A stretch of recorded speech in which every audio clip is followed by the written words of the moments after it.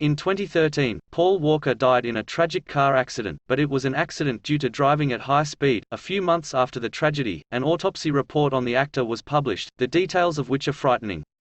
Movie star Paul Walker died at the age of 40 in a car accident in November 2013. The Fast and Furious actor died when the sports car he was driving crashed and caught fire in a car accident in Santa Clarita, California. Walker's driver and friend, Rodas, also died in the crash. Walker's death was a great loss for his family, friends, and fellow actors who worked with him on the Fast and Furious films. Much suspicion arose as to what caused the car crash, as well as exactly how it claimed Walker's life. The fact that no other car was involved in the accident raised many questions. People wondered if speed, drugs, or mechanical failure were to blame. It will be several months before a full autopsy report is released. Paul Walker was born September 12, 1973 in Glendale, California to Paul and Cheryl Walker. He was the first of 5 children, after whom 2 more brothers and 2 sisters were born. His acting career began in 1984 with his debut in the TV series Way to Heaven. In 1986, he landed his first film role as Professor Bennett in the horror comedy film Closet Monster. Walker continued to act in various television series from the late 80s to the early 90s. He starred in other famous films of the 90s, such as Student Team and She's All That, but his main acting breakthrough came in 2001 when he was cast in the first film of the Fast and Furious series as Brian O'Connor's character. This role made Walker a Hollywood star and he became one of the most recognizable faces in films. Walker later starred in most of the franchise's sequels. The last film he worked on was Fast and Furious 7, which was released after his death in 2015.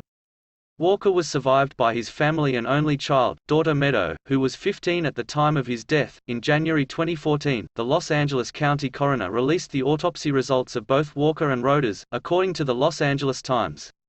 He testified that the main cause of the accident on November 30, 2013 was speeding. It explained that the Porsche Carrera GT accelerated to 160.9 km per hour, and at that speed crashed into a curb. The autopsy also showed that the high speed caused the vehicle to lose control, causing it to roll over several times before catching fire. Most importantly, despite many early speculations, drugs and alcohol were ruled out as one of the causes of the tragedy, as no traces of these substances were found in either Walker or Rodas. However, grim details about the condition of their bodies were also made public. According to the report, Walker was burned beyond recognition. His hair and eye color could not be determined on examination. An autopsy revealed that he had sustained multiple head injuries, broken bones, and hand injuries. As a result of the accident, part of his skull was exposed and almost his entire body was charred. However, it specifically mentions that Paul Walker died from, quote, trauma and thermal damage, suggesting that the fire played as much of a role in his death as the mechanical damage from the accident.